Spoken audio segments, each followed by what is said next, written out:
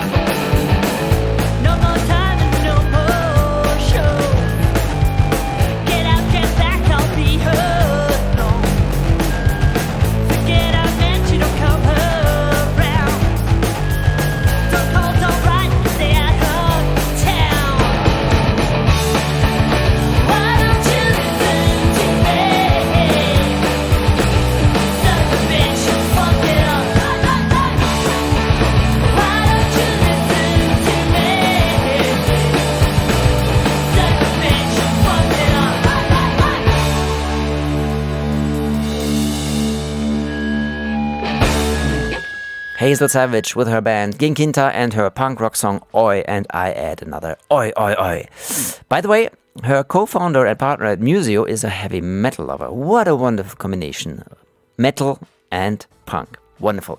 These days, she is not in a punk band anymore, I think, but maybe what she did back then with Musiio was a bit punk rock too, as the two founders were kind of the first in that field to let an AI run over text to understand patterns. Musiio by Soundcloud, as we're now officially called, because Musiio was acquired in 2022 by Soundcloud. We describe ourselves as an artificial intelligence for the music industry, but what we are is we're a descriptive AI. So we do metadata tagging. So if you want to know the key, the BPM, the mood, the genre, whether there's a vocal, whether auto-tune's been used, the quality of the recording, we can assign all of that metadata to tracks. And we do it to the tune of about 5 million tracks a day globally via our API service. So we're a B2B company. We have descriptive metadata that we sell to other music companies, and SoundCloud was one of our biggest clients before we sold to them. So that's kind of what we do. That's the space that we play in. So, being able to analyze each individual audio file, to be able to, listen to music using AI, being able to understand what we have, and then, adding that metadata, creating playlists, searching databases. So that's what Musiio does. We call it descriptive AI. So they started this company around 6 years ago now. During that time, I had a weekly column on my favorite radio station, Radio 1 in Berlin. If you will ever be in that city and you are still into linear radio, which I love, by the way, tune into Radio 1. They are the best in Berlin, but you can also listen to it online. Radio 1. Well, I was talking on that station about music and technology. A lot of robots were on the show, musical programs that wrote soundtracks to daily life. not an AI, and also a lot of wearables. It was that time. But I also remember I talked about Lander, the first music production software that used AI for the output of a song. And I also remember that people were backing up back then when they heard AI in the context of art in general. How was it with Musiio? When I first started Musiio back in 2018, we'd just come off the back of like 5 or 6 companies that were in the generative AI space that had all built companies and then kind of all run out of money because the demand wasn't there for what they were doing. So even when we first came out in 2018, we kind of came out as in opposition to generative AI, as in like AI for good. Look at all the cool stuff we can do to help artists be discovered and help artists be found. And we're not here to replace musicians. That was kind of how we set the stall out. And I still do, and I still do believe that to a large extent these days. I think it's really important that you only train AI on legally acquired or legally licensed data. That was something we did from the beginning as well, because, I do believe that content has a value. And, if big tech just take whatever they want, it's the music industry that will suffer. And also as well, of kind of over the years, I've seen there not really be much demand for like a wholly created AI artist. People still want that little bit of connection. I do think the companies that are coming out now with generative AI, and you look at maybe Boomy or Soundful, companies like this, they're doing much more interesting things in the generative AI space. And so the market's kind of flipped and gone full circle. But we very much just positioned ourselves in this is not what we're doing. We're descriptive AI, we're assistive, we do playlisting, we do curation, we do search, we do discovery. We're helping existing music. What we're not doing is generating more content. And I do still think as an industry, we haven't really got there around what we're going to do with all of this massive influx of content. Because, even sort of pre-generative AI, there's like 100,000 songs getting uploaded online every day. So if you could 10x that with generative AI, that's okay, that's fine. But we haven't really addressed what the true benefit is, or what the true requirement is, or why we need that much music, or why we don't need that much music. And if we are going to gatekeep what gets uploaded and where, who's going to do that and why? Like, those are the new questions I feel that are coming. With generative AI, there are a lot of songs floating the internet right now. A lot. And yes, I have played some of these too, and there are a lot of bad songs. But it was fun. Nevertheless, we see now more and more songs that use AI, and they stand out of the mass, like the ones from the user Glorb. I have been following him for a while, and that is some amazing production here. The beats are insane, it all sounds really well produced, and the rap is good too. What this guy does, he just runs an AI over his voice with the characters of SpongeBob. That is accompanied by videos of that underwater world, mostly AI generated, and his disclaimer about all of this goes like this. Fair use is a legal doctrine that promotes freedom of expression by permitting the unlicensed use of copyright-protected works in certain circumstances.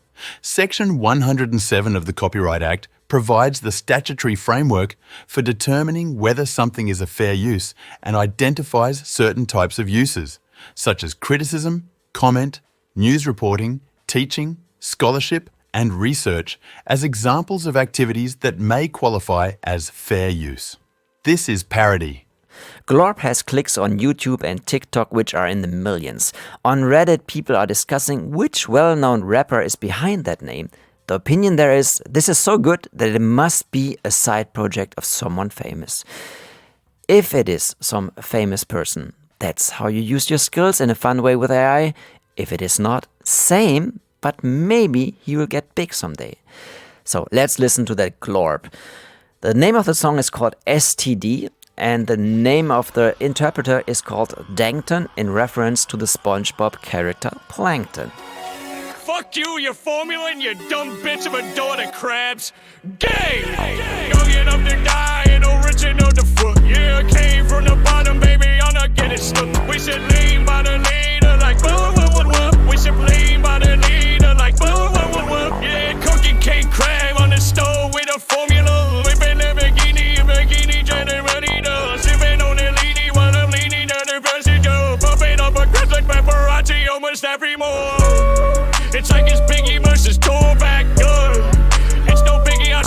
full pack, sir. My shit is cold, it's a new track. I own the city and they knew that. I'm eating burgers made of light, yeah. This my buzz and this my light, yeah. Fuck this bitch out with my woody on the kitchens like I'm Cuddy. Mr. Krabs, you know I'm right here. Puppy so rag, she a peasy. I got the mag, I press delete. I press the trigger of the crab, man, I'm itching for the curse like I had an STD. You not a crab, you a rap boy. Talking to police, fat boy. I catch you when he lacking at the traffic in my chopper automatic, so you know it's gonna clap. I got pearls on my neck, I'm in the Tom bucket. I got pearl giving nigga, see a calm bucket. You already saw this defeat, you can't unsunk it. Your daddy crap it, I'm a demon, he should run, Rory. Young enough to die, and original the fuck. Yeah, I came from the bottom, baby, I'm not getting stuck. We should lean by the leader, like whoop. We should lean by the leader, like whoop. Yeah, cookie cake crab on the stove with a formula. Whipping the bikini, ready to sipping on the leady while I'm leaning to the bicycle. Bumping up a crest like paparazzi almost every move. Let's come back to Hazel and Musiio. So how do they label the music in their data set? That is one of the biggest challenges. And also as well, there are certain things I always say that are objective and there are certain things that are subjective. So for example, the BPM, the how many beats per minute are in a song, that's not really up for debate. That's almost like a mathematical fact. You count along and you know how many beats are in a minute of a song. But then there are other things that are much more down to the individual person, the company, the musician. So, and that can be something like, genres. And I always say, even from the perspective, say we take a Bon Jovi song, I might say, oh, it's a rock song, it's hair metal. But an AI could tag it as classic rock or just straight up rock. But then also, likewise, if I say the genre rock to you, I might be thinking of, bands and artists like, AC/DC and Bon Jovi. Someone else could be thinking Coldplay. Someone else could be thinking the Beatles, the original rock band.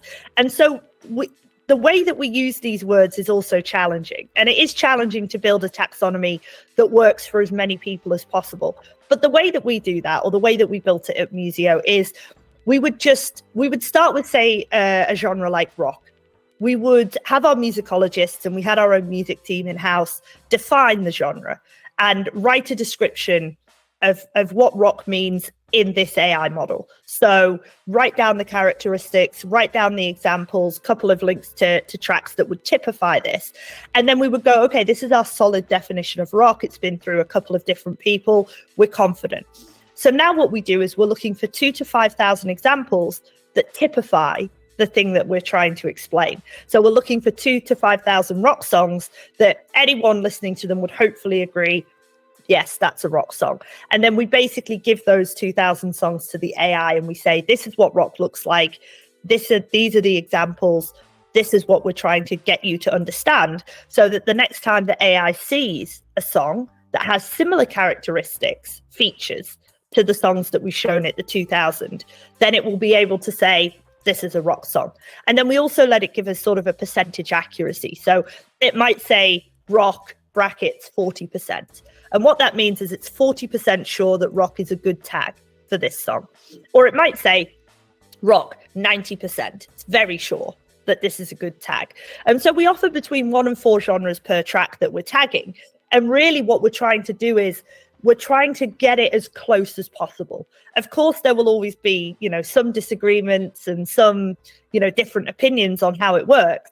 But that's been our methodology and our approach. And, it's worked really well for the majority of our clients. To sum it up, we still all need music experts, journalists, lovers to label the music that is already existing.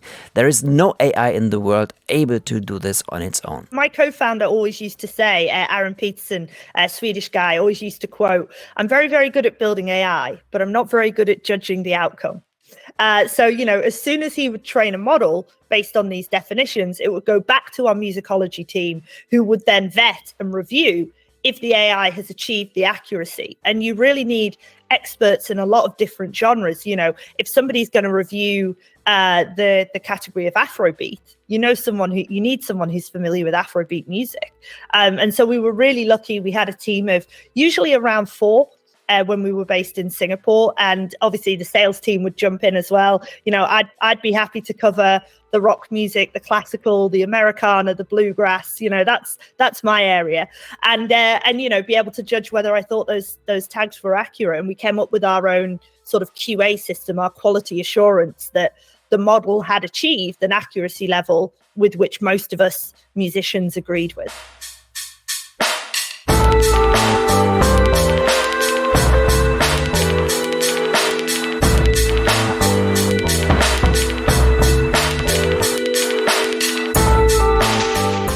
Sometimes developers give their artificial intelligence names, like as they are human beings, which is, by the way, a trend that I do not agree with, as it gives the false impression to people who don't really know a lot about artificial intelligence.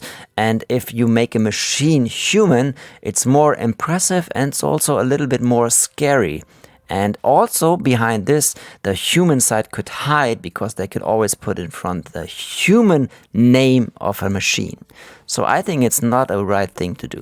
Musiio did choose not to do that at all. It's not generalized intelligence. It's not, it can't then go back and check its own work and decide if it's accurate enough or not. All it's really able to do is look at the features of those 2,000 songs, compare them to something new we've showed it, and give a number percentage accuracy on the similarity. That's all it's doing. It's not truly listening. It's not truly, hearing the music. It's just it's pattern recognition. And it's so good that it comes across as an intelligence, but it isn't really. It's not sentient. It's not making its own decisions. It's not an independent being. There's no android. There's no sort of human sort of appearance. In fact, we never even, I think this was not so much an active decision, but we never gave the AI a name, and we never talked about it as if it was its own person. I think that now we're getting more into a sort of a branding methodology, because we could have easily have said, it's called Rachel and it's got its own thoughts and opinions. And I could see how, you might do that from a branding perspective. Chatbots do it, right? They have names. But for us, it was always, no, this is a technology and a tool. Musiio is the company. The AI, it's not, we're not sort of personifying it. It doesn't have a name. One thing we have not talked about so far, where did the music come from that was in their database? Talking about copyrights. Hazel says it was all agreed on what they used. When we built the company originally, we started with a database of about 1 million tracks that I did direct deals with 3 different companies to license that music, so that we were training legally from day one back in 2018. And we've basically built from there, which is, the very first version of our models were trained on those original 1 million tracks or subsets of. And now we provide our service as an API. Yes, SoundCloud use our technology, so everything that's uploaded to SoundCloud gets the genres, the key, the mood added, all that kind of stuff. But we also still sell our technology to other third parties. BMG, trying to think of other clients off the top of my head, Downtown Publishing, Sony Music, all use our technology to tag various databases of music that they have as well. Let's hear another song from her and her band Ginkinta from the EP I found on Bandcamp, Bleeding Heart. And I think it is the most human music I've ever played here.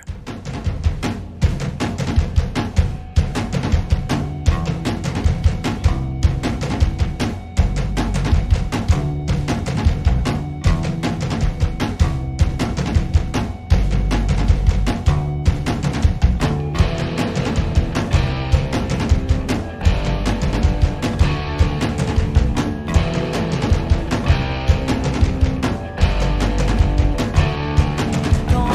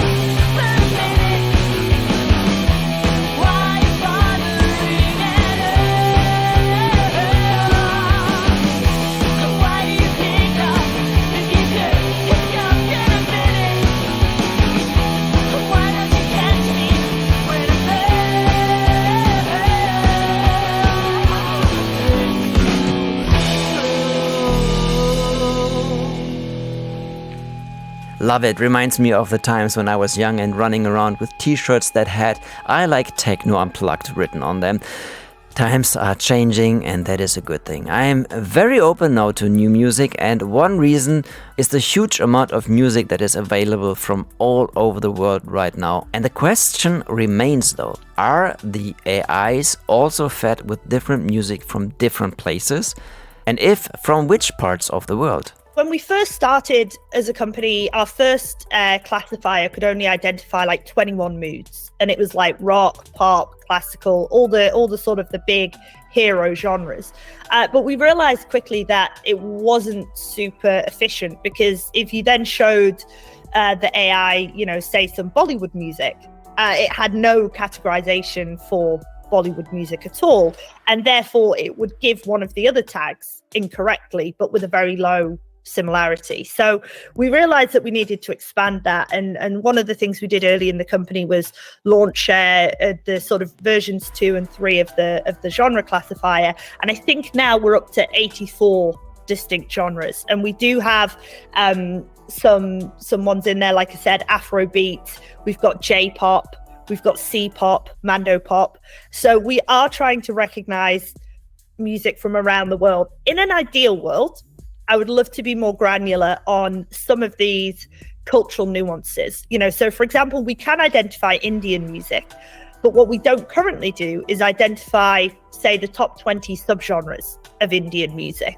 And I would love to be able to. We did a research project on Indian music, and we identified the 20 that we would do and that we were interested in. But as a small startup, we only ever really built what our customers were asking for. And I think maybe to date, we still don't actually have a client in India. And so therefore, the decision for us is really around, has anyone asked us for this? Who's willing to pay for it? If they are, we'll build it. If they're not, we won't.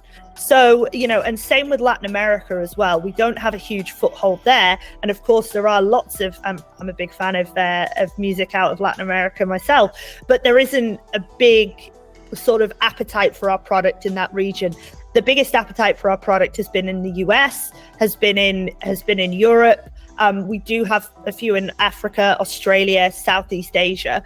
And so really we don't build to spec, but we respond in kind. So this is what works in these markets.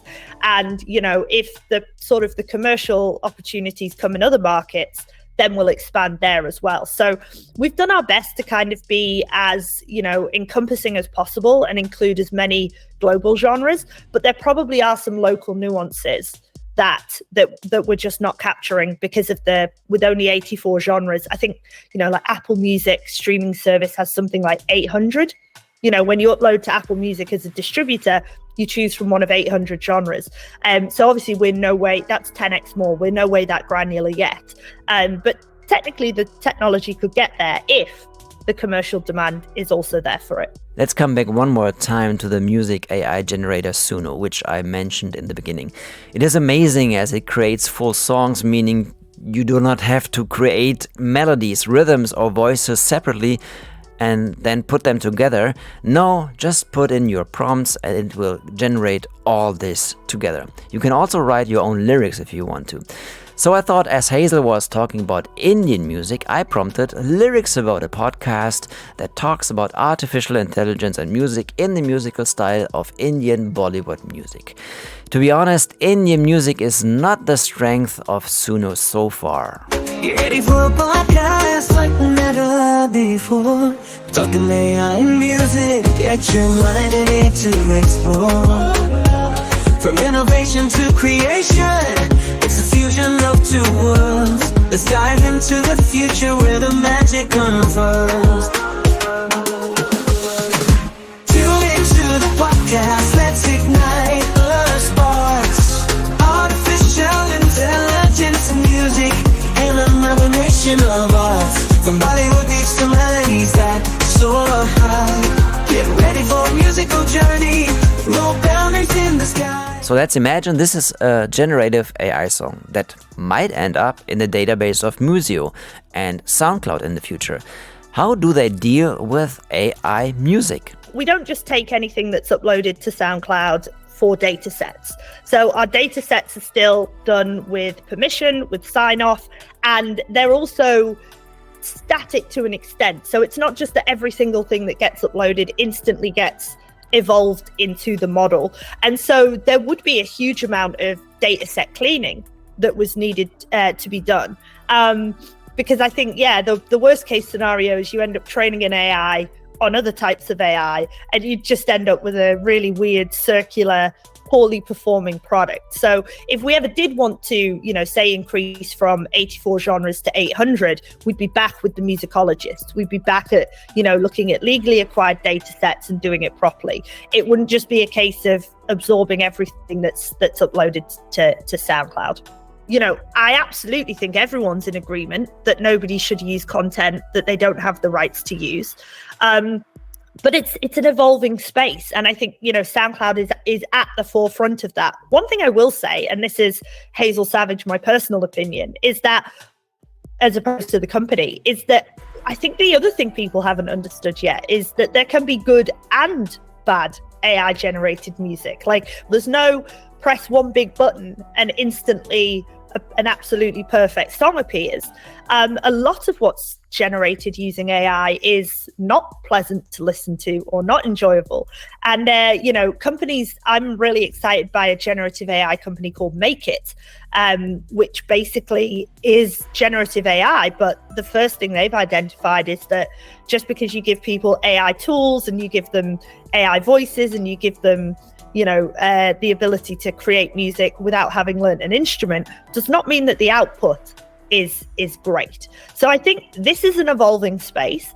I like to think that in the same way that, we've seen the advent of, from wax cylinder to recorded music and the advent from the piano to the synthesizer, I'm hoping this is just another step in the evolution of music, and it can be tools that bring out the creativity and create more equality across the industry when it comes to access. But I would say, even from my own opinion, it's still a very much an evolving space. And in the future, I believe that AI used as a helper will create beautiful music and that we will listen to new styles which are amazing. But this will never happen without the help of the musician who will take it and transform the AI inspiration into something new. And to think like this is not something new. It has been around. In the history of television, already someone thought about this. From an experimental perspective, these are the types of technologists and musicians who will push the boundaries. And I too would be interested to hear that. And it's really throwing me back now to, there's an episode of Star Trek Voyager where the Doctor in the program, who is a hologram, learns to sing. And then he goes to a planet that doesn't have music, and they're all obsessed with him. They think he's like, the next god. And then what they do is they duplicate his hologram and they give it songs to sing that are outside of the human range. And they instantly just love this new version better. And suddenly the original is worthless. And so I think I love it. I think sci-fi can illuminate the way of where we're going. And I certainly love a lot of this stuff from a thought experiment perspective. I say it like it is. I wanted to play you that scene here, like the audio, but then I got cold feet because of copyright. So feel free to watch it by yourself. It is the Star Trek Voyager Virtuoso episode, Season 6, Episode 13. Thank you so much for talking to me, Hazel Savage. Wishing you all the best for your next projects. And maybe your old all-girl punk rock band Ginkinta will get late fame now after this episode. You never know. The world of music is, with all of your tagging, metadata and artificial intelligence, maybe a bit predictable, but stays, in my opinion, even with all of that, still an unpredictable magic and creative place. That was the Illiac Suite. If you have a feedback, you can find all the contacts on my homepage and also all the details, links of this episode in the liner notes of the show. Thanks for listening, humans. Take care and behave.